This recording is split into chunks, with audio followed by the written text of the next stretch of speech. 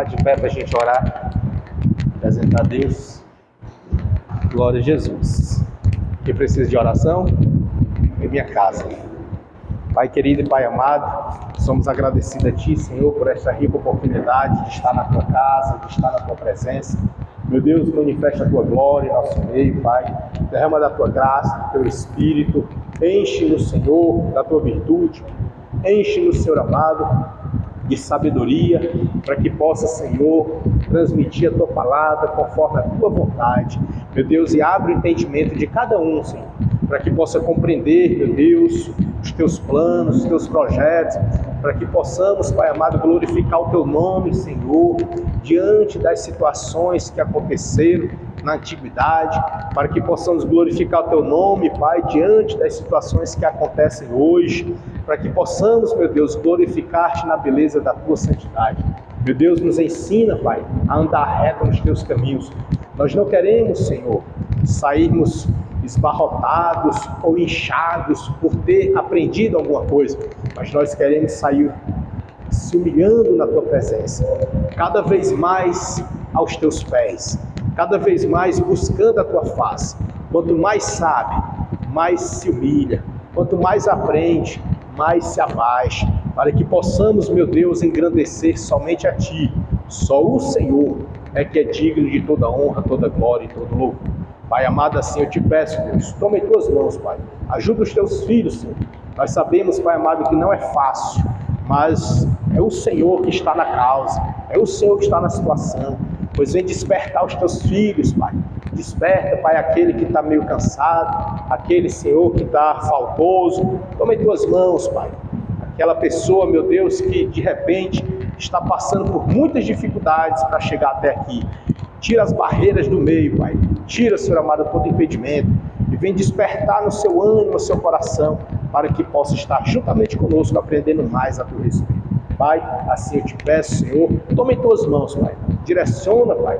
Toma, Senhor amado, o primeiro e último lugar, porque nós estamos aqui é por Tua causa. E assim eu te peço e te agradeço, em nome de Jesus. Amém? Graças a Deus.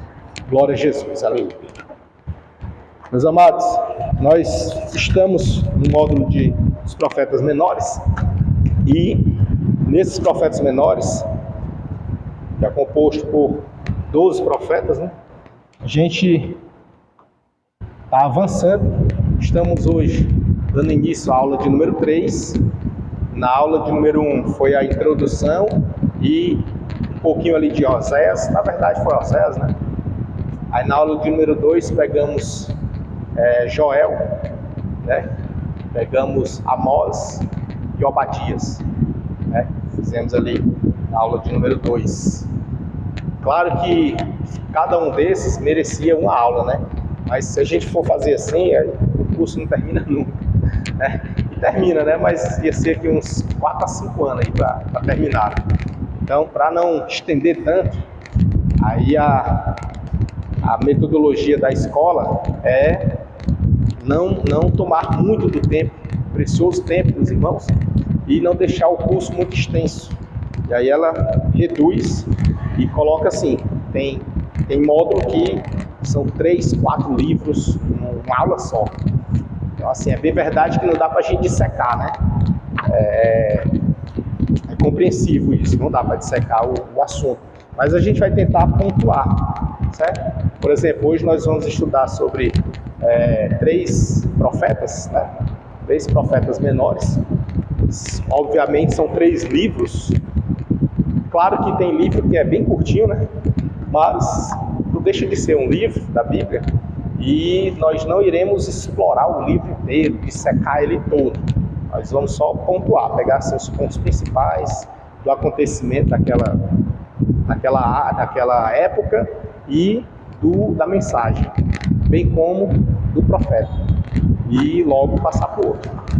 É para a gente poder, então, diante dessa situação, dessa realidade, eu gostaria muito que os meus irmãos fizessem, assim como nosso amigo Osanildo Cunha. Ele manda mensagem um dia antes, perguntando quais profetas vai ser abordado na aula, que é para ele já dar uma passeada. Então isso é muito bom, né? Seria bom se os irmãos dispusessem desse tempo também, né? A gente sabe que não é fácil, é corrido, mas dispusesse para dar uma pincelada ali, porque me ajuda também se fizer isso. E aí eu não precisaria estar falando coisas bem básicas, né? Eu iria aprofundar um pouco mais. Mas como eu sei que o tempo dos irmãos é pouco, aí eu preciso ficar pontuando as coisas, os pormenores, né? Mas enfim, de todo modo, eu vou passar aqui, não vou me prender muito, gostaria, confesso que eu gostaria, mas não dá. A gente vai tentar só bater os pontos principais, para a gente ver se consegue passar esses 3 livros hoje, e na próxima aula mais 3, e na última aula 2. Eu separei os últimos 2 do Antigo Testamento para a gente estudar, tá? Então, vamos aqui. Hoje nós vamos estudar o profeta Jonas, o profeta Miqueias e o profeta Naum, tá bom? Eu particularmente, inclusive até tá lá no meu livro, no livro que eu estou escrevendo, né? Já faz uns anos, viu? Mas um dia eu termino, se Deus quiser. Aí tá lá também um propósito, um propósito de escrever uma Bíblia, né? Mas aí é mais ousado, na verdade, né? Mais ousado. Só que na Bíblia eu pretendo fazer uma em ordem cronológica no sentido de cada profeta, entendeu? Assim, de cada profeta. Tentando alinhar com o acontecimento. É muito difícil com o acontecimento, mas pelo menos de cada profeta. Que é para a gente não ficar assim, por exemplo, na nossa Bíblia, ela segue uma linha vinda do Tanakh, né? Que é do Antigo Testamento, que é o que veio daquela organização. Entretanto, não está na ordem dos profetas, entende? Por exemplo, a gente viu aqui Oséias depois de Daniel, né? E Daniel a gente viu que foi período meso e pós-cativeiro. Não é assim? 685, 86 a 585, 605 a 586 antes de Cristo, né? É o contrário. Aí depois fomos para Oséias, e Oséias 730 antes de Cristo, ou seja, antes do cativeiro, sendo que ele está depois de Daniel, que é o período de cativeiro e depois do cativeiro. Aí depois de Daniel vem Oséias, quando na verdade Oséias era para estar onde? Antes, né? E junto com Oséias, tá, sabe quem? Pode se colocar o Jonas, pode se colocar Jonas para junto. Amós pode se colocar, entendeu? Então assim, tem outros profetas que vêm depois dele que poderia estar lá junto com ele. Então essa organização, então assim, eu tenho um plano, isso é plano, né? Para frente, lá quando eu me aposentar, talvez saia.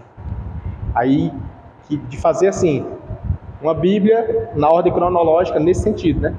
De pegar cada um e botar na sua época que ele esteve, entendeu? Claro que isso aí é perigoso, porque vai levar nome de herege adoidado, porque vai mexer na ordem do Tanakh, né? Entende? Dá para entender, não? Porque o Tanakh já é assim. Vai levar um bocado, não, vai.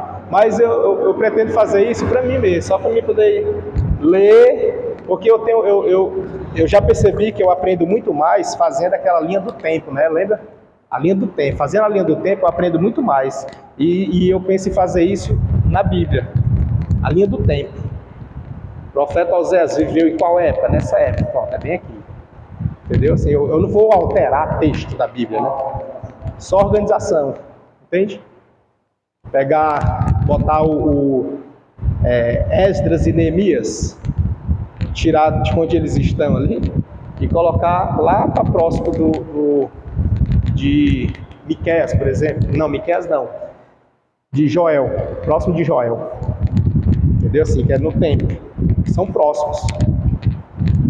É por isso que a gente aqui no Profetas Menores, a gente fica nessa. A gente terminou o exílio, pronto, graças a Deus terminou o exílio, Daniel.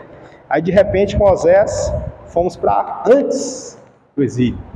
Aí agora nós vamos para depois. Aí depois volta de novo para cá.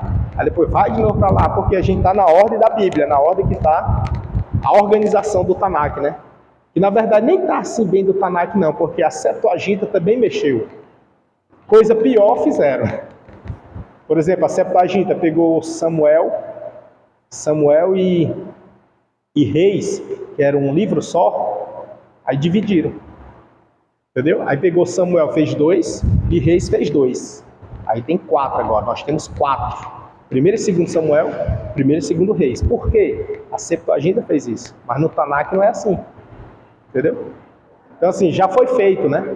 Foi feito, digamos que pior, que dividiu. Eu não quero dividir, eu só quero organizar. Entendeu? Mas sei lá, quando tinha aposentado. Eu só escrevendo devagarzinho, boto alguma coisa lá, devagarzinho eu faço um capítulo, aos poucos eu vou fazendo. Lá na frente vai dar certo, se Deus quiser. Mas me ajuda a compreender também. Então vamos aqui, Jonas, né? Quem foi Jonas? Os irmãos sabem, quem está aqui desde o começo sabe que existem. Na verdade, existe mais, só que eu, particularmente, eu resumo em 2, eu divido em 2 classes maiorais. Mas existe outras, existe umas 5 ou 7. Mas eu gosto de dividir assim, a teologia, né? A teologia, alguns colocam conservadora, que essa conservadora eu atribuo à teologia bíblica. E tem a teologia liberal, né? Ela divide assim mesmo, viu? Assim, ó, conservador e liberal. O liberal, o nome já sugere, né? Liberal. A liberal, ela valoriza muito o contexto histórico secular. Valoriza demais. Histórico e secular. Já a conservadora não, o nome já sugere, né? Ela procura respeitar o que está na Bíblia. Está na Bíblia, então pronto, é aquilo lá. Mexa não, é o que está lá. É a conservadora. A minha abordagem aqui na turma, na classe, é aqui, a conservadora. É a bíblica, certo? É a bíblica. Não é a liberal. A liberal, ela é dada muito nas faculdades. É a que é autorizada pelo MEC. Quando a pessoa vai fazer o curso de teologia reconhecido pelo MEC, já saiba. É isso aqui.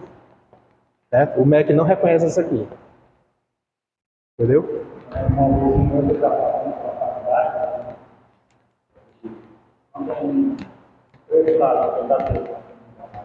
Uhum. É liberal, né? Sai. É muito assim. Acaba fica meio enviesado.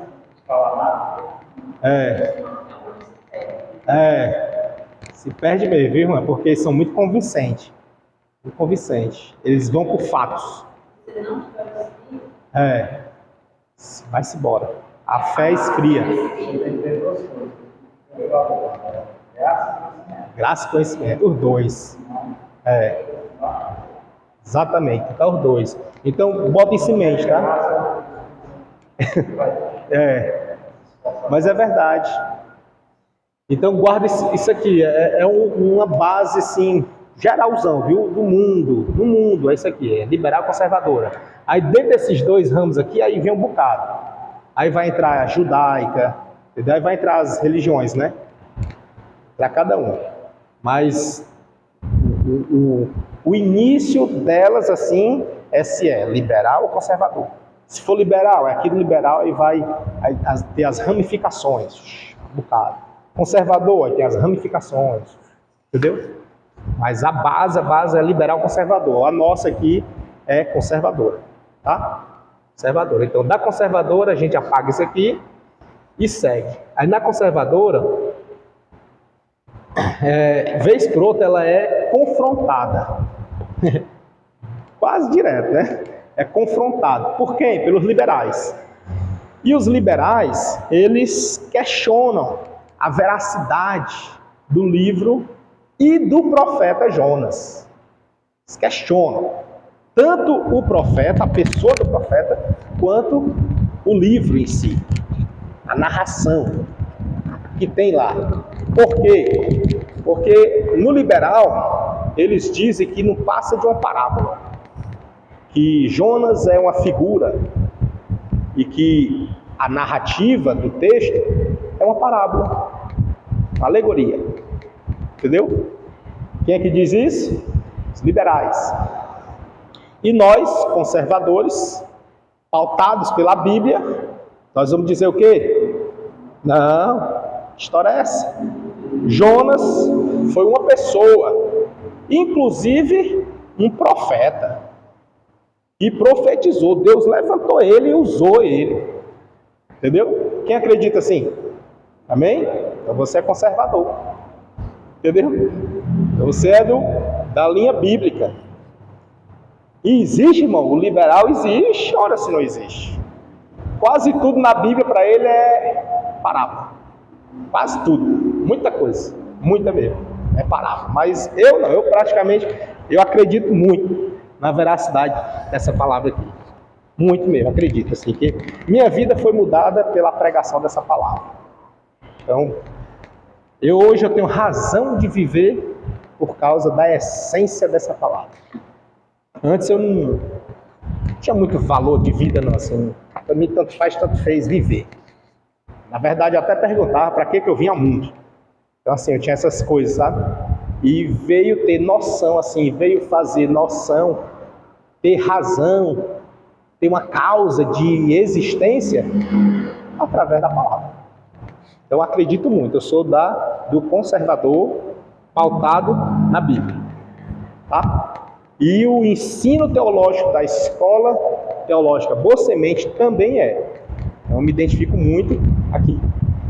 Daí, nós precisamos conhecer mais a palavra do que as alegorias.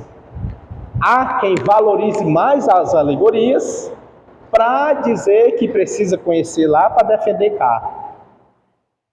Mas veja bem, irmãos, não seria uma perda de tempo você ficar aprendendo imaginações, ilusões, pensamentos, para só depois se pautar na verdade e defender a verdade? Não é melhor você conhecer a verdade para que através dela você identifique o que não é? É muito parecido para quem é concurseiro. Já ouviu falar em concurseiro? Concurseiro é aquele que fica estudando para passar em concurso, para fazer concurso. Fica estudando, né? Alguns dizem até que é uma profissão já. A pessoa leva anos, né? Anos estudando, esperando o seu concurso. Então, assim, o concurseiro, ele tem isso, tem métodos de estudo. E aí tem métodos que ele valoriza mais conhecer o conceito legítimo, para que você saiba qual é a resposta certa, e você aprendendo o que é certo, na hora que vier a resposta falsa, você identifica. Não precisa estudar a falsa, basta estudar a verdadeira, porque com a verdadeira você vai identificar a falsa. Entendeu? Isso é muito assim, vale para a vida. A cédula falsa, como é que conhece a falsa? Como é que você identifica que a cédula é falsa? Quando você conhece a verdadeira. Se você não conhecer a verdadeira, a falsa vai ser a verdadeira para você. Entendeu? Então você precisa conhecer a verdadeira. Então, dediquemos os nossos tempos na verdade, na palavra. Porque o que vier fora dela, você já vai perceber. Opa, isso aqui não... Rapaz, isso é estranho, viu? Eu já li a Bíblia, já passei por ela assim, mas eu não me lembro disso aí, não. Por que não lembra? Porque é coisa inventada. Entendeu? Mas para isso você precisa conhecer a palavra. Amém? Conhecer. Então, o que acontece? Muitos, mas são muitos, irmãos. Assim, Jonas é o que pega mesmo, é o que pega. Jonas é o que pega. Pessoal, assim, é quase que meio a meio. Os que acreditam e os que não acreditam. Muito pesado, sabe, Jonas. Vários livros. Porém, nós, por conhecermos a palavra, a gente vai procurar na palavra validar Jonas, tá?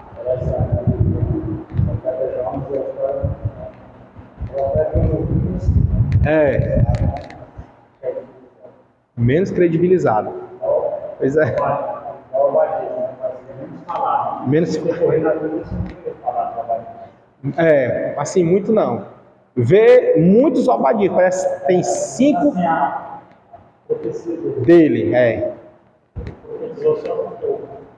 aí fica.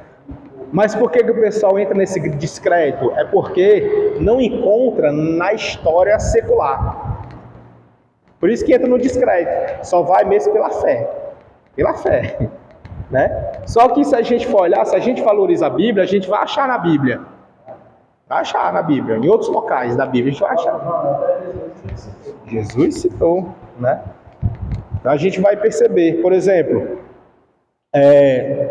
lá em Reis, segundo Reis 12, salvo engano, vai falar sobre o profeta Jonas. E na condição de profeta, viu?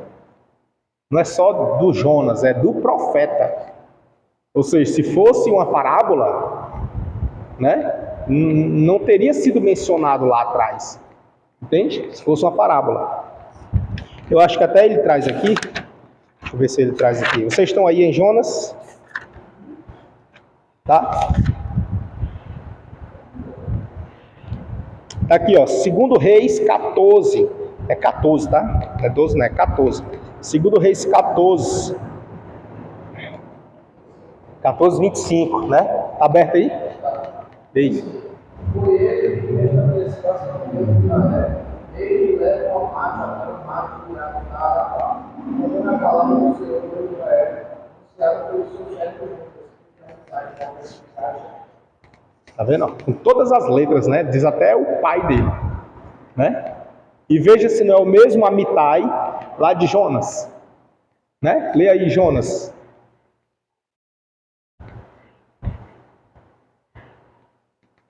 Que é muito importante saber, por isso que a Bíblia menciona assim, filho de fulano. É mais fácil da gente saber. Isso. Pronto. Aí já é em Jonas, né? E o outro que ele mencionou foi Reis. Entende? Então isso já nos dá respaldo que de fato não é uma figura. Era um homem, uma pessoa, um humano. Tá? Aí a liberal aí, ó. Né? Descarta, deixa pra lá, deixa pra quem gostar. É porque pra acreditar tem que ter fé. Ó, eu vou já mexer, daqui a pouco eu vou mexer com vocês, já. Ainda não, mas já. Tem que ter fé. Tem que ter fé. A Bíblia de vocês tem mapa, né? Daqui a pouco nós vamos mexer nos mapas. Eu não vou desenhar aqui não. Mas, vamos já. Também, como o irmão Zandir falou, Jesus falou sobre Jonas, né? Jesus falou. Quando era parábola, aí era fácil de identificação, né? Mas quando era historicidade mesmo, a história do povo de Israel, você também notava pelas menções, pela validade que tinha pela região. Inclusive, quando Jesus mencionou, ele até conta aqui também, é Mateus 12, 38 a 42, quando Jesus mencionou de Jonas, ele mencionou, ele estava na região da Galileia. E aquela região da Galileia é a região próximo de Zebulon. E na época de Zebulon, né, na época dele, é que aconteceu o episódio de Jonas. A época dos reis, segundo Reis, quando menciona, nessa época era a época de Zebulon. E aí já estava enraizado na história de Zebulon a situação. E aí essa região é lá próximo da Galileia, né, a região onde Jonas morou. E quando Jesus menciona, ele menciona quase 800 anos depois, né? Porém, o povo da cidade da Galileia conhecia muito bem a história de Jonas. Aí Jesus usa o quê? Lembra que eu já falei aqui em outras aulas passadas? Que Jesus, ele sempre, Deus, né? Ele sempre vai falar na linguagem que o povo entenda. Sempre, sempre, sempre. Ele fala na linguagem que você entenda. E Jesus usou exatamente o conhecimento cultural histórico daquela região super valorizada, que era a história de Jonas. E Jesus mencionou sobre Jonas. Assim como Jonas, né, esteve 3 dias no ventre do peixe. Assim importa que o homem esteja no seio da terra. Então você vai ver que ele traz à memória e como amparo um conhecimento aceito na região. Isso para quê? Para despertar a atenção e falar no íntimo dos fariseus. Os fariseus que estavam ali batendo de frente com Jesus, aí Jesus vai e solta essa de Jonas. E aí eles ficam assim, opa, ele falou de algo que nós conhecemos. Falou de algo que é forte aqui com a gente. Essa região foi dele. Ele morou aqui. Entende? Aí tem validade a palavra de Jesus ali. Porque Jesus não era confrontado por eles, né? Era perseguido por eles. Aí quando Jesus fala de algo que é da história deles, da região deles, porque Jesus não era dali. Entendeu? Mas Jesus falou de algo deles. Aí eles, opa, então temos que pensar um pouquinho quando formos falar com esse homem. Diz que Jesus falava com autoridade, né? A autoridade a gente sabe que vinha do alto, mas o conhecimento lhe dá propriedade. Entendeu? Quando você tem conhecimento de causa, quando você tem conhecimento do que está falando, lhe dá propriedade, lhe dá segurança e credibilidade. As pessoas ficam assim, até o que não dava nada por você, começa a olhar assim, rapaz, ele sabe disso, sabe? Começa a ficar assim, já fica preocupado, né? Já não fala com você do jeito que falava com qualquer um. Já fala diferente. Entendeu? Isso é notório. Os irmãos vão perceber, acontece com vocês, vai acontecer. E notem, quando você tem conhecimento do que está falando, as pessoas olham já assim, opa, peraí, isso aí não é qualquer um não. Né? Isso não é qualquer um não. E quando você está revestido do Espírito Santo, aí é outra história. Aí é que muda mesmo. Porque você fala com propriedade e com autoridade. Fala com os dois. Aí é checkmate. Então, deixa eu ver. Isso. Aí, Jonas, ele traz uma palavra, como diz aqui, ele traz uma palavra falada. A pregação, digamos que a pregação, né? Ainda 40 dias e Nínive será subvertida. Né? É uma mensagem falada. O que isso quer dizer? É que ele estava, primeiro, anunciando a palavra do Senhor, falando sobre o dia do juízo, pregando sobre a mensagem do eterno, né? Não era de Jesus, ele estava falando de uma redenção, de um ato, algo que aconteceria que precisaria de arrependimento. Ele estava falando, e deu até prazo, né? E nisso a gente percebe que quando o profeta, tanto naquela época, quanto alguns são usados em profecia hoje, falam, as pessoas medem a sua palavra. E a de Jonas não foi diferente. Entretanto, o povo de Nínive acreditou na pregação. Porém, durou pouco. Pouco, eu digo assim, durou só uma geração. Uma geração só. Porque cerca de 100 anos depois, os ninivitas já tinham se rebelados e estavam de novo confrontando o povo de Deus. Então, assim, é como se Deus falasse assim, olha, eu estou dando a chance a vocês. Estou dando a oportunidade de vocês se arrependerem, né? Se arrependam do mal que vocês fizeram. Se arrependeram. Se arrependeram. Só que só durou ali mais ou menos uma geração. 100 anos, né? 100 anos é quase só uma geração, digamos assim. Uma entrando na outra, né? De uma entrando na outra. E depois essa posterior já abandonou o ato de arrependimento e voltou para sua promiscuidade. Voltou para a perversão. E era coisa assim absurda. A história vai dizer que, tanto a história quanto o livro aqui também vai falar, e as Bíblias, a pentecostal, a palavra-chave, elas todas vão nesse mesmo sentido, de que o povo de Nínive, eles eram sanguentários. Era um povo assim que fazia o mal achando graça. Entendeu? Assim, que eles oprimiam o povo de Israel, foram eles que levaram, que subjugaram o povo de Israel e levaram para sua capital. E nesse percurso, eles iam oprimindo e matando uns no caminho. Então, era um povo assim, opressor, que o povo de Israel não perdoava, porque era o seu inimigo, né? Era o inimigo que matou muita gente a sangue frio e na frente dos outros. Não respeitava a idade nem nada. Era um povo sanguinário que praticava a maldade por prazer. Então daí vem a ira, a revolta do profeta, e não só dele, da nação. A nação era revoltada com os ninivitas, porque eles eram um povo sem piedade. Mas de repente, com a pregação, uma pregação, né, indesejosa pelo profeta, o povo se arrepende. Interessante é que o fato de arrependimento, o ato de se arrepender, é do ser humano, né?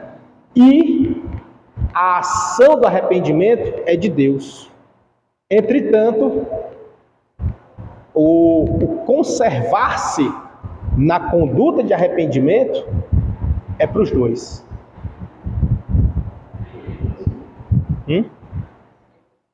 O ato de arrependimento é humano.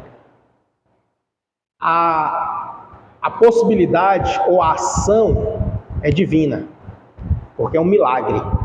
É um milagre que acontece, né? É o Espírito de Deus confrontando o meu espírito, né? O meu ego, aquilo que me prende, aquela prisão, cegueira espiritual. Aí na hora que eu me rendo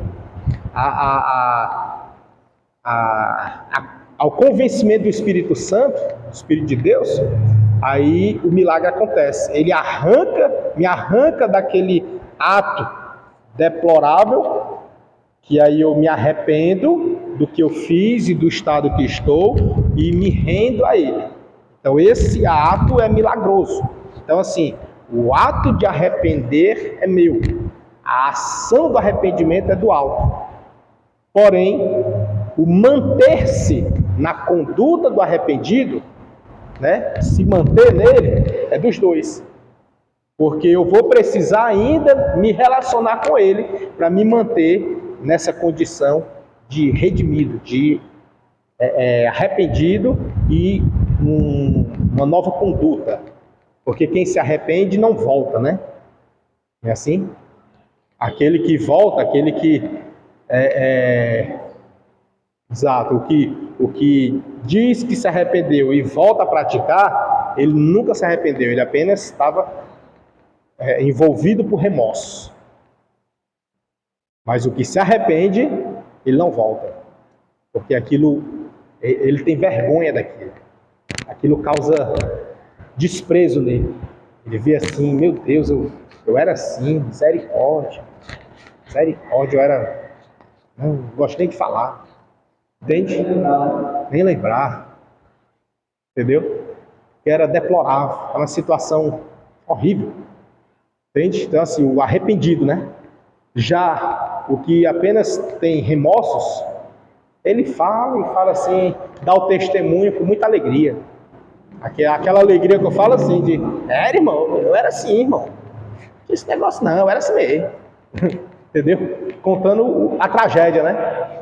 Eu não brincava não, se viesse pra mim, eu não sei o quê. Entendeu? Não tem assim? Esse que conta dessa maneira assim, que tipo, se vangloriando ainda tomando gosto com aquilo, é duvidoso o seu arrependimento, é duvidoso. Pode ser que sim, pode ser que não, né? É duvidoso. A dúvida é assim, né?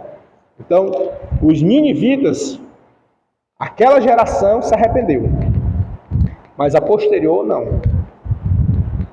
Eles não, ou seja, é como se eles não conseguissem passar para o outro. Entendeu? Que aí, aproximadamente 100 anos depois, eles se voltaram contra o povo de Israel novamente. E começaram a tentar subjugar o povo de Israel. Mas enfim, passando um pouco aqui, passando e voltando ao mesmo tempo, passando que eu falo para sair desse assunto do arrependimento, mas eu quero voltar um pouquinho para chegar na questão do animal que foi usado para levar Jonas. Nós sabemos que Jonas, ele foi chamado por Deus para pregar para os ninivitas, né? Alguém tem dúvida? Não? Não, né? Porém, ele pega um navio, paga a passagem, para ir para onde? Para Tarsis, né? Tarsis, na história antiga, vai mostrar duas localidades para Tarsis. Uma na região da Espanha, que é bem distante de onde ele estava. Os irmãos até puderem abrir o mapa, dá para situar melhor. E a outra, só que no mapa não tem. Nos que eu procurei não achei Tarsis, né? Assim que eu procurei nas Bíblias, né? Eu só achei no mapa do Google. Do Google eu achei Tarsis. No mapa da Bíblia eu não achei Tarsis. Se os irmãos acharam a de vocês aí, me ajude. Mas aí ele paga a passagem para ir para Tarsis. E Tarsis fica... Uma que sugere na Espanha é tipo assim, nada a ver. É nada a ver mesmo. Porque é como se ele tivesse... Vou apagar isso aqui. É como se ele tivesse... Não, vou botar bem aqui. É como se ele estivesse bem aqui. Nínive é para cá. E ele fosse para lá. E a Espanha é para cá.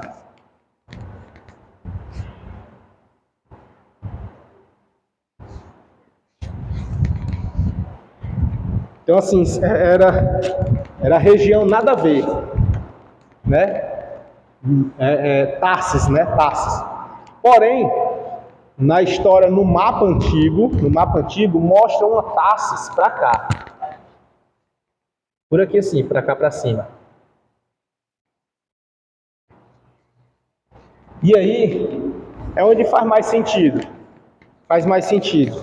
Entretanto, nada obsta que tenha sido para a Espanha. Nada obsta. Por quê? Os irmãos vão entender. Glória. Aí que benção. Tem um cantinho aqui embaixo. Muito obrigado, viu? Glória a Deus. Deus abençoe, tá? Aham. Nínive aqui no mapa é uma precoce, né? Vou já chegar lá. Né? É onde eu vou mexer com vocês aí. Vou mexer com vocês já nisso aí. Segura aí. Aham. Tarso. Pois é, não é Tarsis, né? Não é isso aí. Chipre, né? Pois é, não é esse daí. É o Tarsis. Tarsis, assim, né? Ó.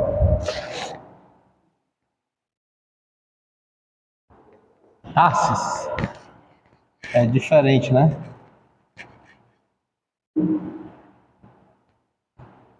Tarso. Né? Aí, mas o moço percebe que é assim distante. Tem um aqui que no mapa antigo sugere que é mais ou menos aqui em cima, aqui assim, ó. Mais ou menos. Pra cá. Eu boto aqui pertinho, mas não é pertinho não, tá? É porque não tem espaço. Mas não é perto, é longe também, pra cá. Que é o que mais ou menos pode ser, né? Que é no mapa antigo. Porque é muito antigo mesmo, irmão. Tem que lembrar. Deixa eu ver aqui.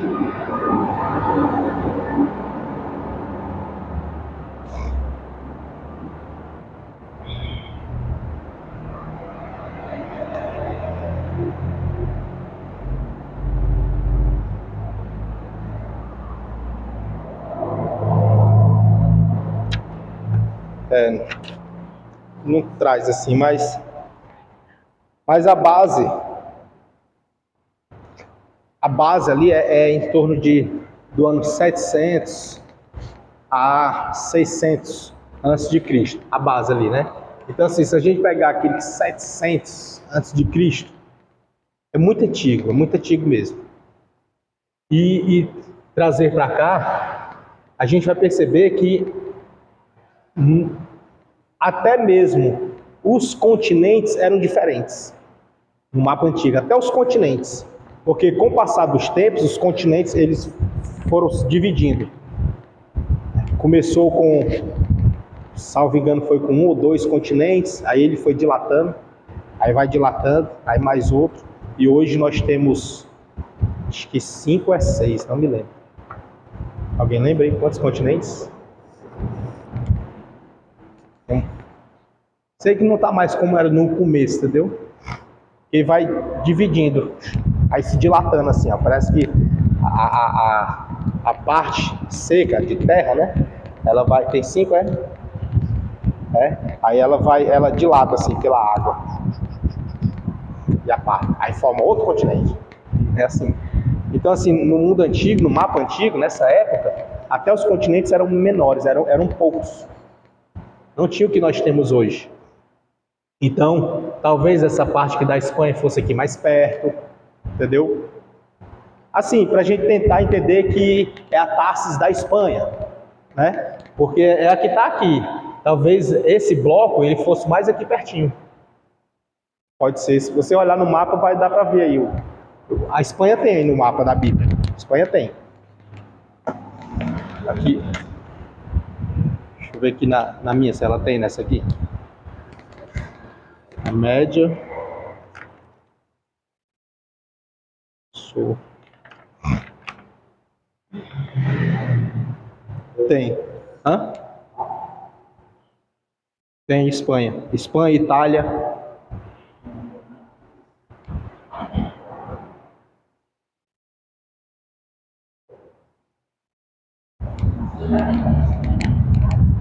Tem? É. Tem no mapa aqui, tem. Espanha e Itália. A Itália é até mais perto. Dá pra ver aqui? Aqui, ó. Olha. Dá pra ver? Aí, o que acontece? Não sabemos. Talvez nessa época, na época dele aqui, a Espanha fosse mais aqui pertinho, mais juntinho, porque tem outra região aqui por baixo. A Roma está aqui no meio, Itália bem aqui assim. Então, assim, talvez isso aqui não fosse tão distante, né? Fosse mais próximo. Talvez. Mas, digamos que não fosse para lá, fosse para cá, né? Fosse para cá. Ok. Porém, onde é que entra a questão? Isso aqui, ó, essa curva aqui, isso aqui, ó, é o mar, tá? Qual é esse mar? Que eu cansei de desenhar. Qual é?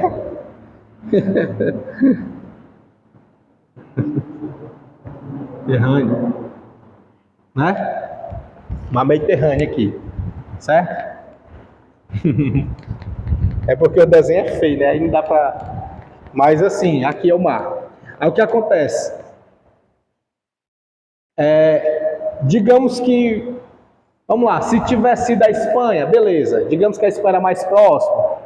Foi para a Espanha, ok. Mas se não tivesse ido para Tassis que tinha aqui para cima, ok também, tudo bem. A questão é, ele foi de que para lá? Ele pegou um navio e foi para Tassis, né? No caminho aconteceu tempestade, não é assim? Aí o que acontece? Agora eu vou aproximar para cá, vou aproximar. Vou botar aqui mais ou menos assim. O Mediterrâneo aqui. Aí ele saindo daqui. Se ele foi para a Espanha, tudo bem. Se ele veio para cá, para Tarsis, por aqui, tudo bem também. Mas Nínive estava para cá, né?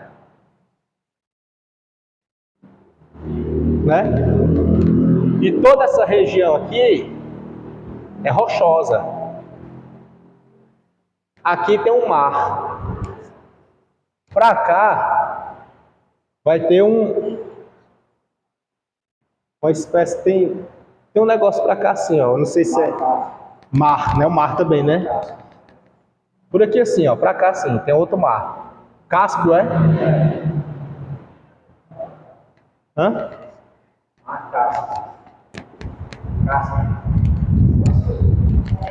Tá certo, é porque a letra é feia. Tá certo aqui, mar Cáspio. Tá aqui, mar. Pronto. Hã? Pois é. Os rios, exato. Só o que acontece? É onde entra as polêmicas. Ó, aqui para baixo tem outro mar. Aqui para baixo aqui tem outro mar. Aí é onde nasce o rio. Qual? Aqui o Golfo Pérsico, né? Ó.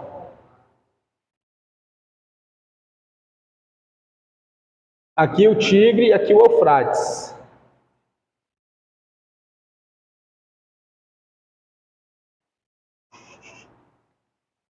Né? A Babilônia aqui dentro. Aqui era Ur. A Babilônia. Aí Nínive lá em cima. Os irmãos percebem que só tem mar aqui e mar aqui. Em Nínive não tem mar. Só que o texto vai dizer que ele é um animal, um grande peixe, foi pelo mar. Engoliu ele, passou 3 dias lá dentro, uma viagem de 3 dias, e cuspiu ele lá em Nínive. Como? Por onde ele passou, né? Olha no mapa aí, vê se... Olha no mapa e vê por onde ele chegou lá em Nínive. O barquinho que tem braço no mar Mediterrâneo é o Mar Negro. O Mar Negro, né? O Mar Negro não é o Mar Cáspio. É o próximo. É o mais próximo, né? O Mar Negro. O Mar Cáspio é o mais próximo do mundo. O Cáspio. Então, aí fica a questão, qual animal e como esse animal levou ele até Nínive? Né? Hã? Boa pergunta, né? Hã? É por isso que tem que ter fé, né? Tem que ter fé. Por isso que eu acho que é uma parábola. Tem que ter fé. E outra, o mar, é água doce ou salgada? Salgada. A baleia, digamos, a baleia, né, o maior ali, é de água doce ou salgada? Salgada. Né? Mar. Levando em consideração o rio, né? Digamos que a baleia pegou ele aqui, deu uma volta que também é meio estresse a volta, assim, para dar essa volta no mar, pode dar uma olhada aí, para dar essa volta aqui, assim, para chegar para cá, o Mar Cáspio, ou Cáspio, mais próximo de nível é o Cáspio, Para dar essa volta aqui, digamos que foi, a baleia levou 3 dias para poder dar essa volta. Né? E chegou aqui no mar, água salgada, ela teve que entrar no rio, água doce. Ela teve que entrar no rio para levar ele mais próximo de lá. Né? Mas lembre-se que já é água doce. Né? E não tem a profundidade.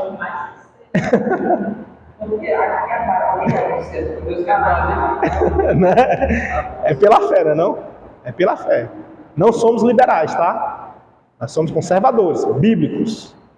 É pela fé. A gente só quer entender.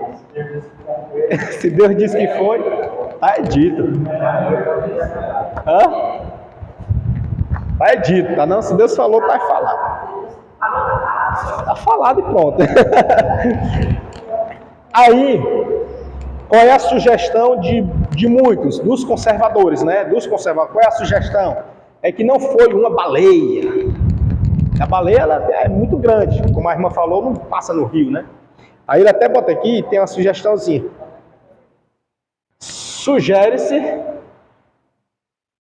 que tenha sido uma espécie de baleia menor, cachalote. Por quê? Porque essa baleia menor, ela na época, porque tem a época da, como é que chama? Da desova, né? Desova, é? Quando? Do acasalamento? Hã? Reprodução, que é até proibida a pesca, né? Quando chega nessa época, elas saem da água salgada, os mamíferos, aí não tem desova, né? Eu estou tentando assimilando, que é para mim saber a época. É uma época que elas saem do mar, principalmente essa cachalote, e vai para o rio. A cachalote ela é conhecida por ela nadar em águas rasas. Águas rasas. Entendeu? Mas aí ela é pequena comparada com a baleia. Mas ela não é pequena, não.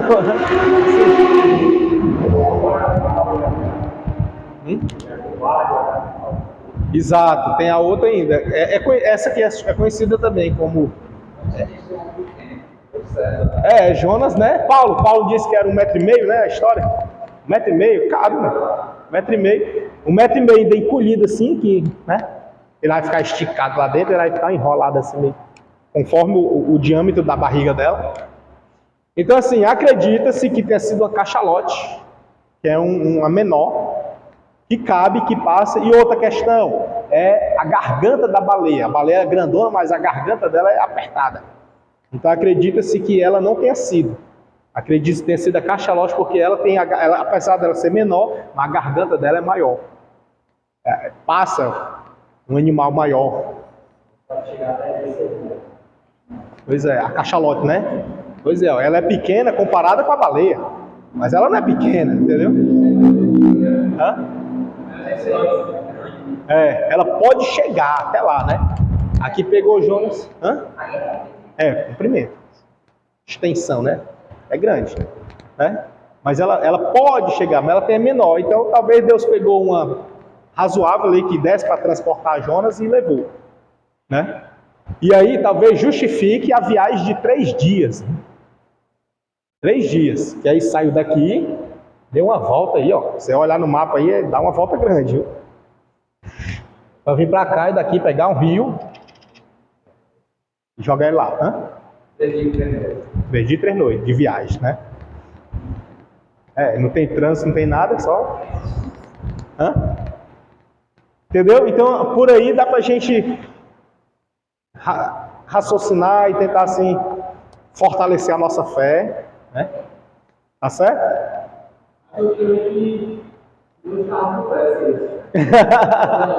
Fazer a obra, né? Deus tinha pressa. E não esqueça, irmãos, não esqueça, viu, que ele não desceu no mar, ele saiu andando no rio. Ele desceu pelo rio e apareceu na cidade vindo do rio. Ela não jogou ele lá no centro da cidade, não foi assim não. Igual um Uber, né? Pegou um Uber, não foi não. Esse mamífero saiu do mar, pegou o rio, talvez até onde conseguisse ir, e de lá soltou ele. Entendeu? Aí ele saiu no rio e entrou na cidade. Entende? É nesse estilo. Tá? Que é pra gente não desacreditar no que está na Bíblia, não é alegoria, não é uma parábola. Aconteceu. Né? Aconteceu. Agora, como aconteceu? Foi nesse estilo aí. Um cachalote, né? Uma cachalote, que é um estilo de baleia menor, que ela tanto vive na água salgada quanto na água doce, que quando ela está no seu período, acho que é o fértil, não sei, aí ela vai para essa parte da água doce para se refugiar e reproduzir. Entendeu? Entendeu? E aí ela cuspiu Jonas lá no rio, talvez até para ela repousar, né? Ela vomitou e ele do rio só foi andando e entrou em Nínive para pregar.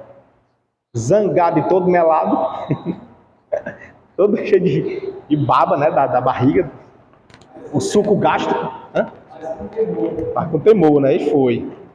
Agora tem uma virtude de Jonas que eu acho interessante. Pouca gente enxerga essa virtude de Jonas. É que ele acreditava na palavra que ele pregava. O Deus que ele servia, ele acreditava. Porque... Porque ele se recusou a ir para Nínive, dizendo que ele não sabia que Deus haveria de ter misericórdia com eles e eles iriam se arrepender. Ou seja, ele iria pregar e o povo ia se arrepender. Tinha essa certeza. Eu tenho essa certeza, por isso que eu não vou. Eu tenho a certeza. Diferente de nós, né? Às vezes a gente vai pregar e fica naquela insegurança. Será que vão acreditar? Será que vão receber a palavra? Né? Será que... Não tem isso? Jonas não tinha esse negócio de será não, tinha certeza, rapaz, se eu for lá pregar, Deus vai trabalhar aquele povo vai se arrepender e Deus vai salvar tudinho. E como eu sei que ele vai fazer, eu não vou.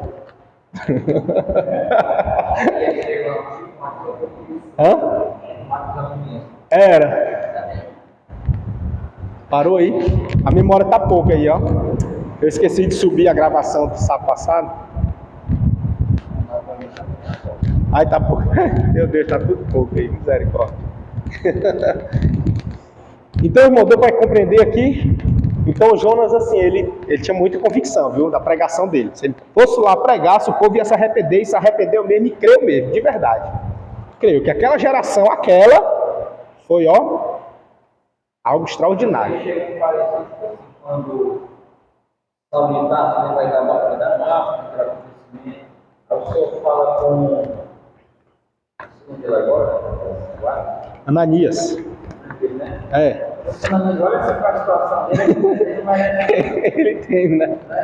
Senhor, eu muito ouvi falar desse homem, Senhor. Era. Não, isso aí mesmo não, vou orar para um cabo desse. Mas, né? Mas tipo assim, Jonas, ele tinha certeza. É interessante, porque às vezes acontece comigo, às vezes eu vou pregar num canto, eu olho assim, meu Deus, aquele pessoal ali. Né? Aí eu vou, Senhor, porque eu tenho prazer em fazer a tua obra e pregar, mas às vezes a gente conhece o pastor, às vezes a gente conhece ele fora da igreja, como é que o caba é, aí a gente fica assim, meu Deus. Aí a mulher dele também, a gente vê ela fora da igreja como é. Aí você fica todo assim, sabe? Vai pregar lá. Mas mesmo assim eu vou. Se Deus quiser. Se Deus quiser usar, usa. Se não quiser, não usa. Por que a gente reluta assim, irmão? Porque a gente gosta de pregar e ver Deus operar. Mas como é que Deus vai operar se a liderança está toda errada? Não opera, mano. Aí você vai só para ir mesmo. Quer operar mesmo, Mas ele pode ter vidas que estragaram assim, mas já não vi. Exato. Essas vidas quer trabalhar. Né? Pois é, ó, olhando por esse lado. Então é isso, aí às vezes acontece. Aí Jonas não, ele já não tinha esse pensamento.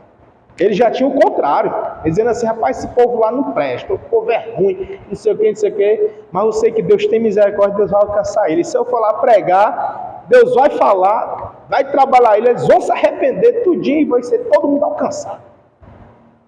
Entendeu? Diferente. Eu, por exemplo, prego no canto, eu não vou com aquela certeza de que as pessoas vão se arrepender e vão aceitar Jesus. Eu só vou com a certeza que eu vou pregar. Agora, o efeito daquilo ali eu não tenho certeza. Entendeu? Eu tenho certeza que eu vou lá e vou pregar. A palavra de Deus, eu vou lá e prego. Agora, se vão aceitar, aí já não é mais comigo, é o Espírito Santo. Já Jonas, não, ele tinha certeza que ele ia e o povo ia aceitar. Entendeu? Essa certeza eu queria ter. Né? É algo assim que me traz assim confronto da vida de Jonas. Porque às vezes a gente só mete a pena em Jonas, né? Fujão, não é assim, né? Fujão, covarde. Ele expressa isso, uma intimidade muito grande. E Deus não desistiu dele. Tipo assim, vai não, vai morrer, vou levantar outro. Deus não fez isso com ele. É. Pois é. Deus não vai. Mas veja, Deus não desistiu dele, não foi? Deus não desistiu dele. Mandou a tempestade para balançar o barco, jogar ele no rio, mas não desistiu dele. E nem deixou ele morrer. E nem depois, nem matou depois assim, né? Logo depois. Cumpriu a missão, morreu também. Tipo aquela história lá de Juiz do profeta velho. Tem um profeta velho, né? Que Deus mandou o profeta aí entregar o recado na cidade e não voltar pelo mesmo caminho e nem parar em canto nenhum, nem para beber água. Aí ele foi, fez, entregou o recado e estava seguindo, igualzinho. Só que um profeta velho da cidade soube que tinha um profeta de Deus lá, mandou chamar ele e disse assim, ó, pode vir na minha casa beber água, eu também sou profeta como tu. E ele foi, ó. Aí quando ele foi, bebeu água e foi-se embora, aí Deus usou o próprio profeta velho para dizer assim, ó, não disse Deus que não era para tu parar e beber água? Mas tu vieste à minha casa. Aí então já vou me embora. Pode ir. Aí foi, no caminho Deus enviou um leão, ó. O leão não deu outro. Pegou o rapazinho e tchau. Fez a refeição do dia. Ou seja, cumpriu a missão e depois foi morto. Jonas, Deus não fez isso. Entendeu? Desobedeceu, assim, né? Lutou, ficou... Mas Deus não fez. Deus tinha um carinho muito grande por Jonas, viu? Jonas era um profeta, assim, que... Ora, tá lá em 2 Reis, né? 2 Reis 14, né? 14, 25. Né? Tá lá mencionando, fala todas as letras, né? Jonas, filho de Amitai. Meu servo, né? Assim. Meu servo Jonas. Meu filho, Deus tinha uma intimidade ali. Ele tinha uma intimidade muito grande com Deus, ele, viu? Jonas. Tem as suas qualidades, claro, tem as suas qualidades. A gente não pode só meter a pedra nele, não, sabe? Tem as qualidades dele. Então, amém, irmãos, aqui. Acredita-se, ó, até aqui ele traz também, ó. Acredita-se que isso tenha acontecido pelo rio Tigre. O rio Tigre. O rio, irmão, ele vem daqui de baixo, né? Então, olha como o negócio é até mais... Talvez, irmãos Anildo, talvez não tenha sido nem pelo Mar Cáspio. A gente olhando na geografia, parece o mais próximo, né? Aqui ele traz dizendo que Nínive estava localizada a leste do setentrional do rio Tigre, distante aproximadamente 960 quilômetros de Israel. Uma viagem de pelo menos 3 meses nos tempos antigos. Era uma das cidades mais antigas do mundo, estabelecida por Nimrod. Calcula-se que sua população era de 600 mil habitantes. Aí tem um muro, tal, parece até que Jericó aqui, o muro. Aqui ele só fala assim, né, a distância, não diz que foi por lá, né? Só fala a distância, não diz que foi por lá não. Porque poderia ter sido por aqui por baixo. Aí o cachalote ia subir o rio Tigre, para deixar aqui perto. Né? Mas porque pode ser por aqui ou por aqui, mas aqui ele trouxe o Rio Tigre, mas ele não falou que subir por lá. Só disse a distância. Tá? Agora vamos para Miqueias. Amém? Deu para pegar aqui, Jonas? Deu para se divertir? Deu para a gente pensar assim um pouquinho? E aí, foi uma baleia ou não? Hã? Baleia cachalote. Cachalote, né? Só lembrar de caixa, né? Cachalote. Uma espécie menor de baleia, né? A maior é a baleia azul. Aí, ó. Grande, né? E talvez ela fique só no mar, na água salgada, né? Só no mar, em alto mar. Já essa não, ela tanto no mar, água salgada e água doce. É importante lembrar desse detalhe, tá? Né? Importante lembrar desse detalhe.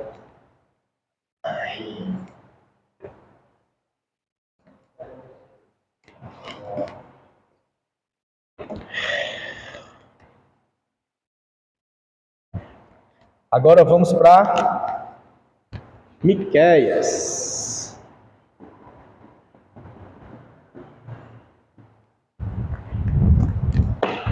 Miqueias, abre aí na página 78. Ó. 78. Miqueias, meus amados. O significado do nome dele, no hebraico, é uma pergunta, né? Quem é como Yahvé, ou Deus, né?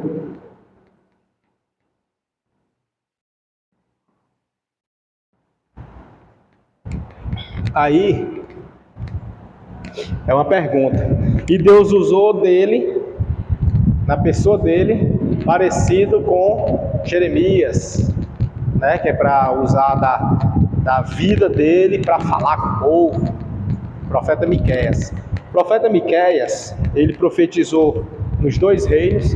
Ele profetizou para Samaria e profetizou para Jerusalém, para os dois.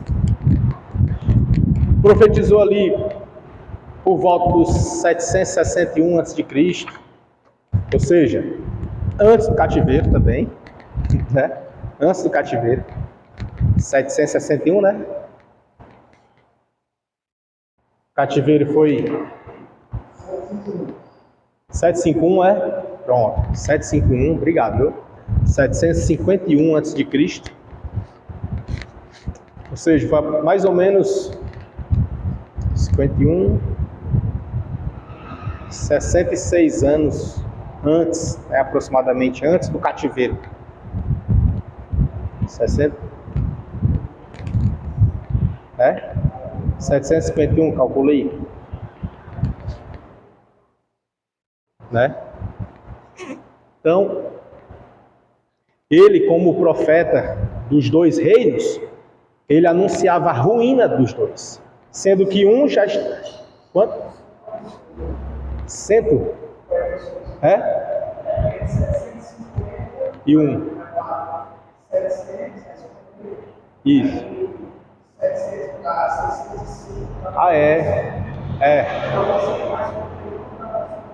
Pronto, 146, né? É longe, né? É longe, né? 146 anos depois foi que aconteceu a primeira leva para a Babilônia, né? Então ele estava ali no auge, no ápice da subjugação da Assíria, do povo de Israel, tá? Foi aproximadamente 730, né, por ali, a subjugação da Assíria em cima de Israel. Aí, então ele pregou para Samaria e pregou para Jerusalém, reino do norte e reino do sul, tá? E a pregação dele era o que é mais intrigante, é que era voltada para as coisas que acontecem muito hoje. Uma delas é a corrupção. Ele pregava muito forte sobre isso, sobre a corrupção. Inclusive, salvo engano, deixa eu olhar aqui, eu até estava lendo, Miqueias, eu acho que é o capítulo 2.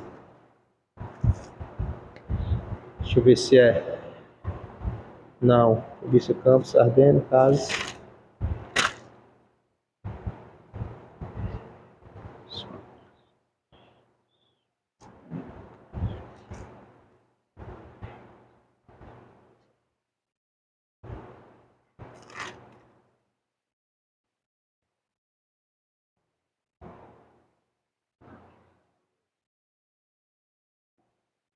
Não estou achando. Mas ele fala que o povo estava entregue à corrupção. Foi Naum que eu vi. Deixa eu conferir se é Naum. Pois, né? Estudou, é não. Não, mas enfim.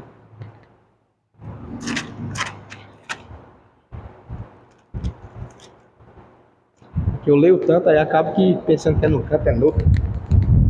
Mas enfim, aí Miqueias ele estava pregando para essas duas gentes. Entretanto, ele foi o profeta usado por Deus, que foi algo assim muito lindo, por sinal. Ele foi um profeta usado por Deus para falar do local de nascimento do Messias, né? De onde viria, que é o que os fariseus questionaram. E Herodes também tentou saber de onde era esse rei, onde vai vir esse rei, né? Que era de Belém, Efrata, né? Belém de Efraim. E esse rei não era um rei terreno. Nós sabemos, né, quem é o rei. É Cristo. Todavia, na pregação de Miqueias, ele falava com muita contundência, ele fala do rei, lá no capítulo 5 ele fala do rei. Essa profecia dele.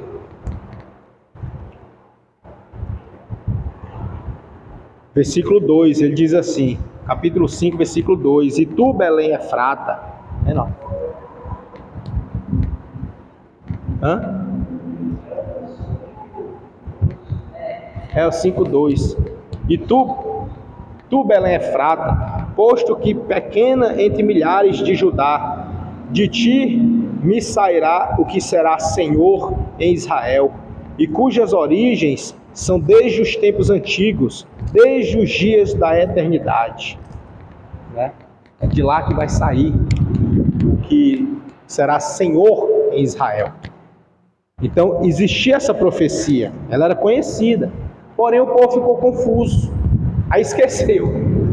Aí, Jesus, apesar dele ter sido conhecido como da Galileia, porque ele pregava muito lá, apesar de ser conhecido como de Nazaré, porque Maria e José moravam lá, uma pequena aldeia, todavia ele nasceu aonde? Belém, de Efraim. Belém Efrata. Na Judéia, a região da Judéia. Lembra que Judá é o reino do sul, né? Aquela região de Judá é a região da herança de Efraim, é a meia tribo, né, de José. Aliás, da descendência de José. José, aí tem de José veio Manassés, aí tem a meia tribo de Manassés, e vem o Efraim,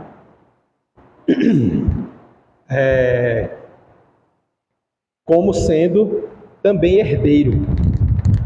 Ele não era filho de Jacó, dos 12 filhos de Jacó, mas ele era herdeiro também, vindo de José.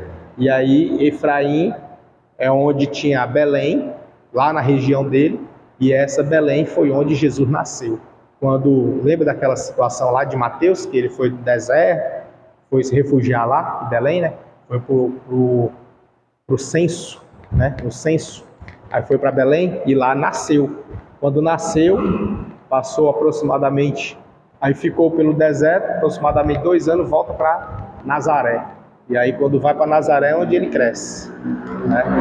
E aí os fariseus entendiam que Jesus era de Nazaré, então eles não receberam ele como sendo o Messias, porque era de Nazaré e não de Belém.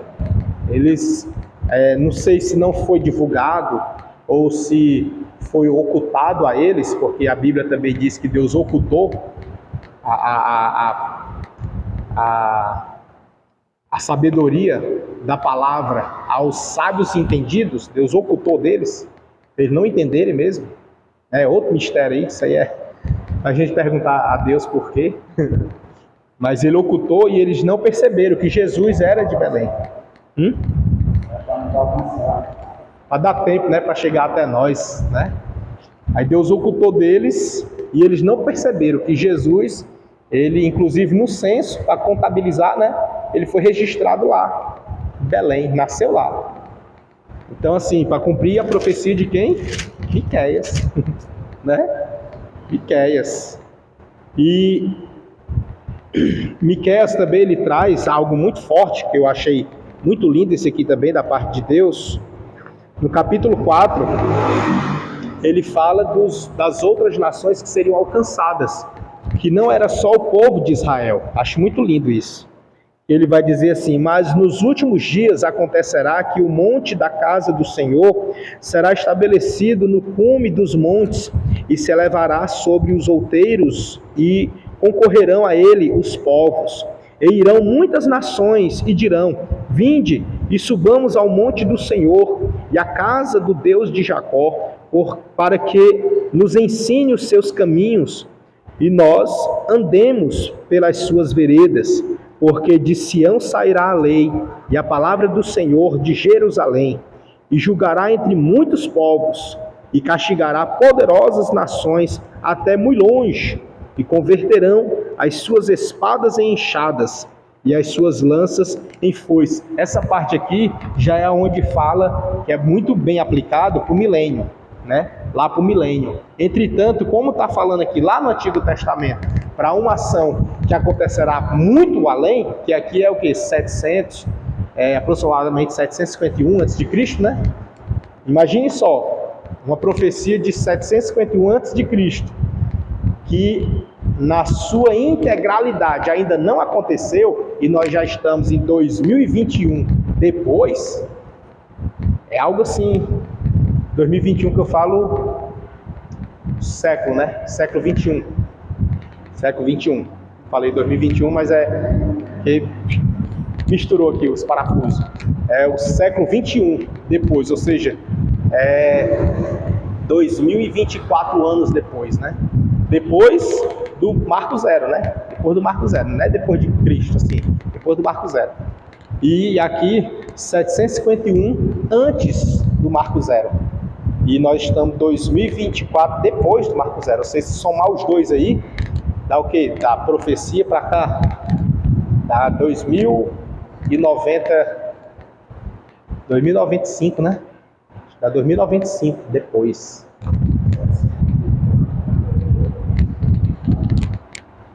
795. 2795, né? 2795, é mais ou menos isso, ó. 751 mais 2000. Opa, o zero tá errado aqui. Começar daqui, né? 5, 7, 75, né? Aqui já não é depois de Cristo não, viu? É da profecia, tá? De Miqueias para cá, isso. Nada? E ainda não aconteceu na integralidade. É muito tempo. E assim, a especulação é que isso aqui seja para o milênio. Então assim, nós nem sabemos quando. Né? Porque isso aqui vocês vão ver lá em escatologia. Mas nós estamos nesse calendário aqui, 2024, né? O calendário judaico já está quase no ano 5000. no judaico.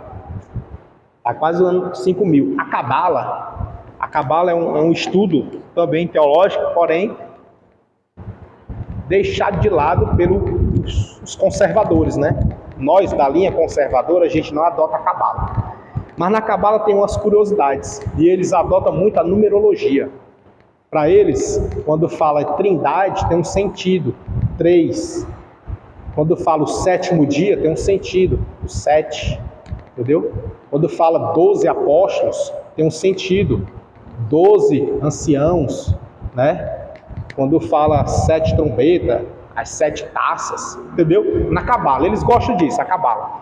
Aí olha, eu nem mexer. Aí na Cabala é que é perigoso, irmão, é perigoso. É perigoso. É por isso que o conservador ele não adotou, viu? Se ele não adotou, também tem um porquê.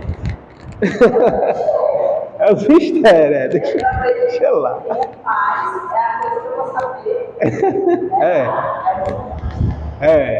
Então assim, na Cabala, o que acontece? Ela traz o entendimento, uma abordagem de que Deus, possivelmente, aquele pessoal que gosta de prever, né? Possivelmente, ele vai encerrar a vida humana no seu curso natural e dar início, que é o Amargedon, e dar início ao milênio no ano 7.000. Entendeu? Se for no ano 7.000, por exemplo, eu não vou estar vivo daqui para lá, né? Então eu vou conjecturar aqui adoidado. Aí o que acontece? Se for no nosso calendário, tem chão, meu amigo. 2024. Mas se for no calendário judaico, está mais perto. Mas ainda assim está longe. Longe e longe, viu? Eles estão no 4.000 e pouco, chegando nos 5.000 eles. Calendário judaico está chegando nos 5. Nós estamos no 2024. Estamos na metade. Para 7.000, os dois aí, tá longe. Ainda tem muito chão ainda. De humanidade, né? Tem a geração para frente. Desde do acontecimento de Caim e Abel. Conta de lá. Alguns, é porque o deles também é assim, é variado. Alguns contam de Melquisedeque. É assim, eles variam muito. Aí outros pararam com Abraão lá no Egito. E varia também, a data deles também fica assim, oscilante, sabe? Mas, enfim, a deles está lá na frente, tá? A deles conta direto. Isso aqui, ó. Eles contam direto. De Miqueias, né?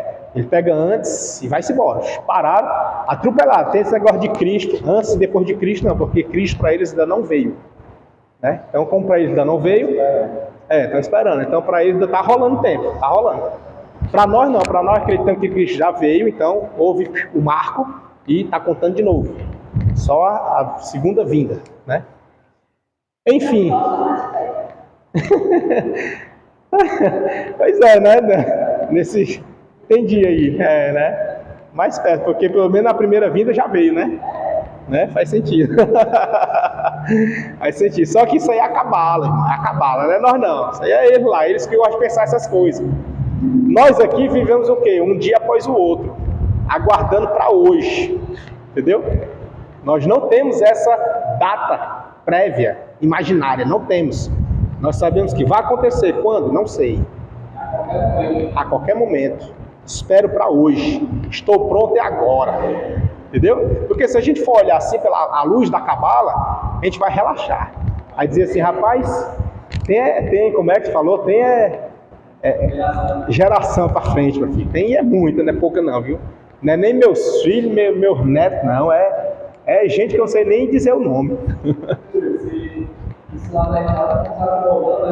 Não é?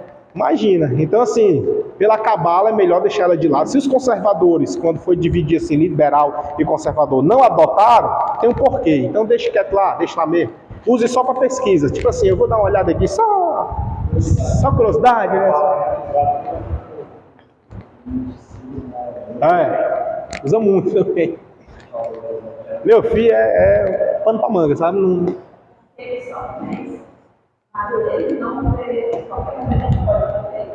Pois é.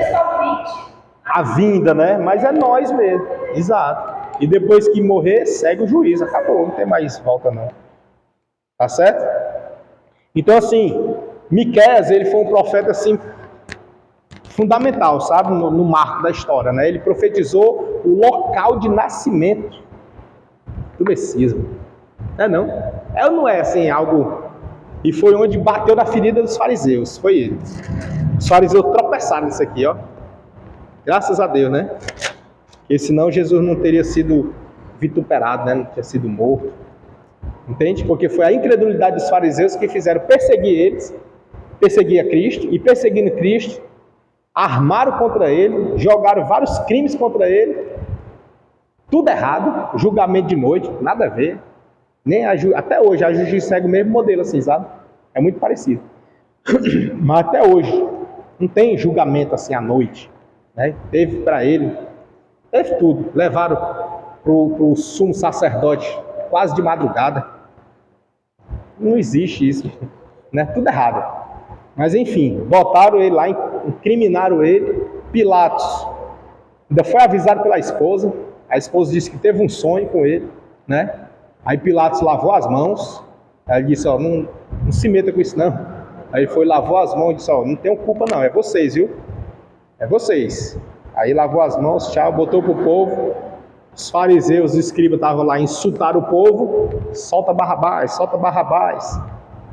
Então assim, tudo enganado por conta de quê? É aqui, ó, não observaram isso aqui. Miqueias já tinha falado, Miqueias, né? 751 a.C. Então foi a graça de Deus, né? Foi a brecha que Deus abriu e botou a gente. Nós somos enxertados na videira, nós. Então assim, foi uma brechinha. Deus, tipo assim, ó, vocês vão tropeçar nessa palavra aqui, não vão enxergar, vão desvalorizar, não vão dar credibilidade para o Cristo, para o Messias, e aí vão virar as costas para ele. Aí eu vou abrir esse espaço aqui, trazer outros povos, os gentios, as outras nações, tudinho.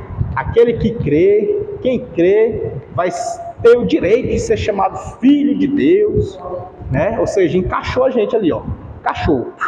Aí quando encaixa a gente, bota a gente na videira, enxertado na videira, aí eles crucificam Cristo, aí depois que crucificam, aí enxerga. Verdadeiramente, este era o Filho de Deus. Mas aí já era tarde, né? Nós já estávamos enxertados. Graças a Deus. Aí pronto. E aí a história segue e tudo partiu daqui, né? Ó. Ele fala com todas as letras. Belém é fato. É muito lindo isso aqui. Muito lindo. Aí vai falar do milênio, né? Isso é na sua integralidade. Porém, nessa integralidade, a gente pode tomar um espacinho para nós, né, também. Porque a profecia bíblica, ela é assim. Ela tem a data de cumprimento, mas Deus, é muito lindo isso. Eu acho isso aqui algo assim extraordinário de Deus. Deus, ele nunca age em uma ação para alcançar um objetivo. É assim, eu não vou dizer que é regra, porque senão tropeça, Deus faz eu morder a língua e faz diferente. Mas Deus, ele sempre age, na maioria das vezes assim, ele age uma ação para alcançar no mínimo 2 objetivos. Entendeu? No mínimo, ele nunca age assim, uma ação para um objetivo. É uma ação para no mínimo 2, quando não é mais. Uma ação só uma. Entendeu? Só uma. É tanto que lá em Isaías ele vai dizer que a sua palavra ela não volta vazia, sem antes cumprir aquilo que lhe apraz, né? Ela não volta vazia, não tem essa da palavra de Deus ir e voltar batendo, né, de mãos abanando, não tem não. Ela vai e bate, certeiro. E não é só em um, é no mínimo 2. O que é isso? A espada de 2 gumes. Ela corta lá e corta cá. Ela sai de uma boca, mas ela atinge o orador e o ouvinte. Entendeu? Sempre, não tem essa. Tem essa de você estar sendo usado por Deus, sendo porta-voz de Deus, e Deus falar só com o outro. Deus falou com você também. No mínimo, você e o outro. No mínimo. Se não, você e um bocado. Percebe? Primeiro é ele, né? passa logo nele, pega logo de jeito e depois direciona.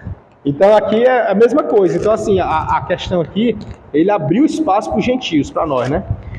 E por fim, meus amados, Naum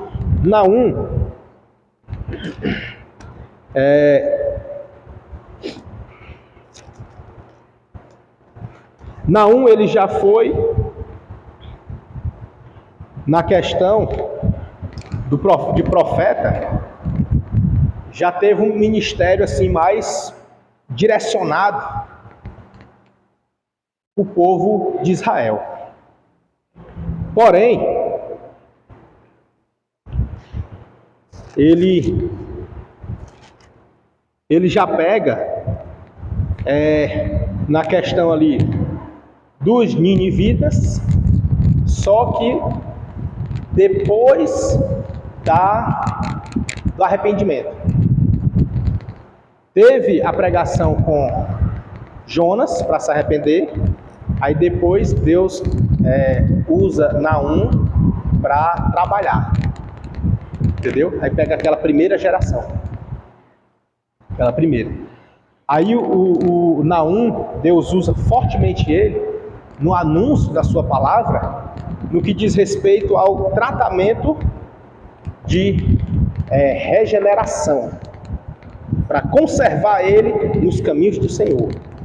E se a gente for olhar, é como se fosse o papel do Espírito Santo para nós. Como assim?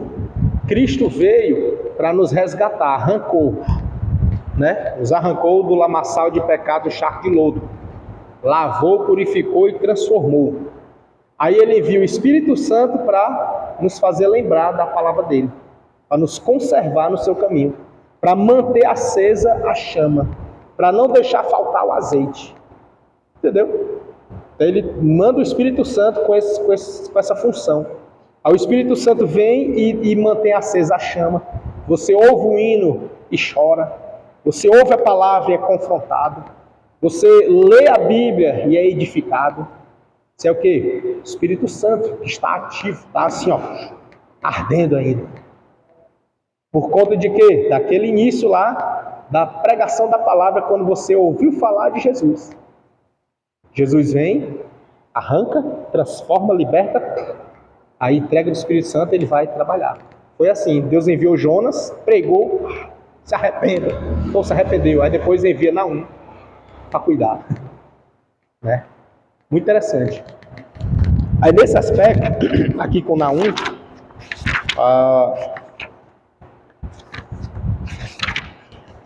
desculpa estar indo rápido assim, tá? Porque realmente a gente precisa, né? Porque senão a gente era uma aula para cada um desse aqui. Mas assim mesmo vamos tentar.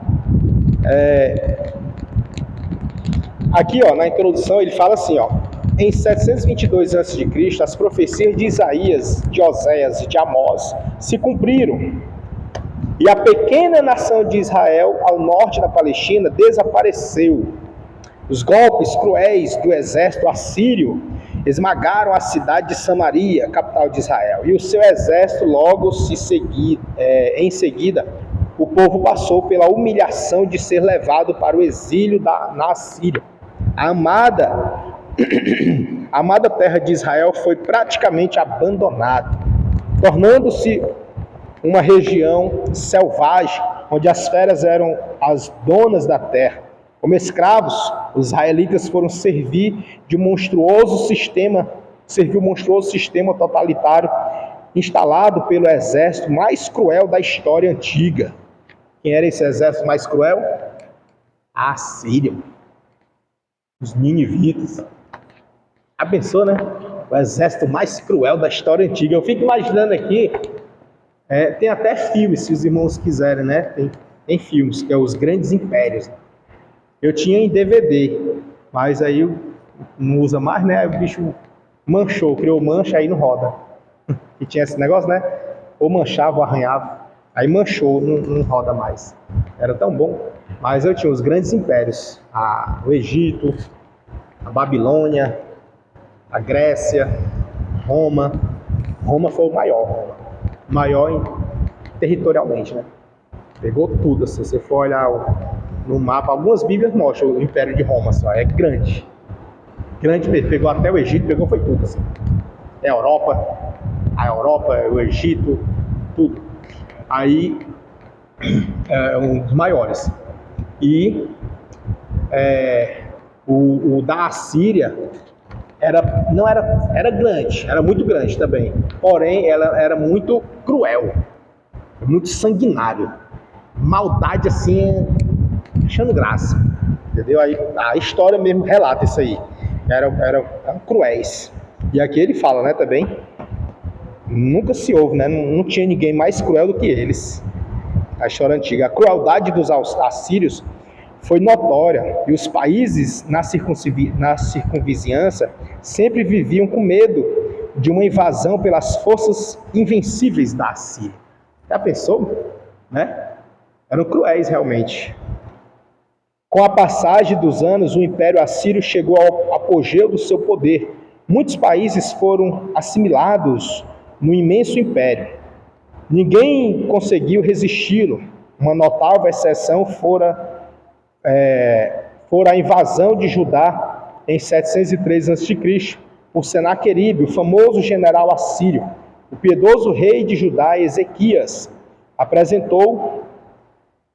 Aí como é que tá o de vocês? Ezequias, né? Ezequiel, né? É porque eu ajeitei no meu. É Ezequias. Eu ajeitei no meu, por isso que eu perguntei aí a você, né?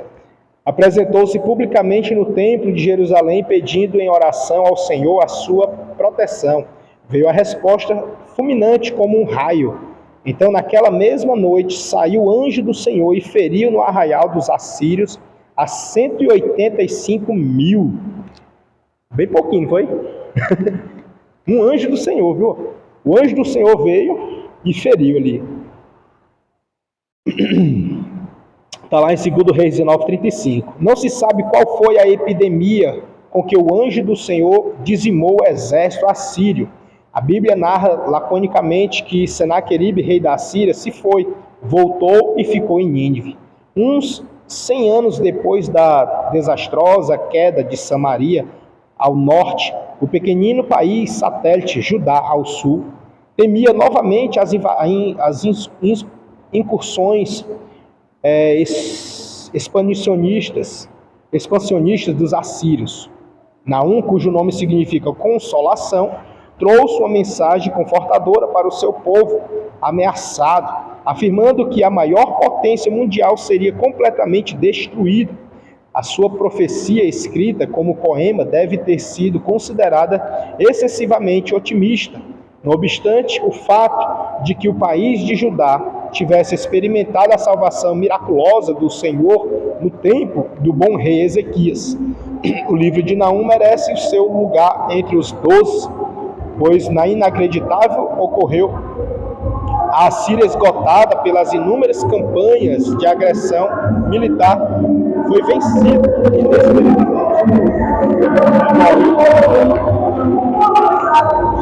Então é isso. Se a gente for olhar, meus amados, Deus ele sempre cuidou do seu povo. Quando ele não cuidava prendendo, porque até a prisão, até o cativeiro era um cuidado de Deus, ele cuidava enviando alguns para consolar. Naum foi enviado para consolar.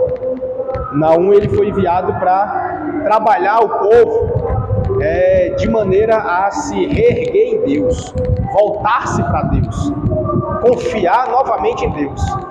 Não é porque houve uma destruição que Deus deixou de amar o seu povo, mas Deus continua amando. Passa geração e entra geração, mas Deus continua o mesmo. Nós estamos hoje, iremos passar, vai vir outros, mas que esse próximo possam lembrar do legado que nós deixamos. E que esse legado venha a ser, esteja firme na presença do Senhor. Naum ele chegou para isso, para fortalecer o povo e dizer, continue crendo, permaneça firme, porque Deus não mudou, Ele é o mesmo. Então, para a gente assim fechar, Eu gostaria de pedir aos irmãos para que pudesse dar uma lida também, me ajudasse nos três próximos livros, né? Tá bom? Que vai ser a próxima aula 4. Livro de Abacuque. É muito bom, eu gosto muito de Abacuque. A gente aprende muito. Foi com o Abacuque que eu até falei, né? Com o Abacuque eu mudei minha oração. E Sofonias e Ageu. Nós estamos vendo, inclusive na escola bíblica dominical, né, alguns assuntos que estão correlatos com essa época aqui, né? Alguns assuntos, né? E eu falo correlato no que diz respeito ao ano, tá? Ao tempo. Aquela história lá, né, do tempo, né? Quando foi profetizado. Aquela história. É muito bom. Os irmãos podem até se aprofundar e fazer o paralelo com a escola bíblica, viu? Esse assunto que a gente está vendo aqui, ele tá andando próximo da escola bíblica. É bom, isso é bom, viu? Isso é muito bom. É muito raro isso acontecer. Pois vamos ficar de pé e orar. Alguma dúvida? Algum apontamento? Tá tudo ok? Amém, né? Foi.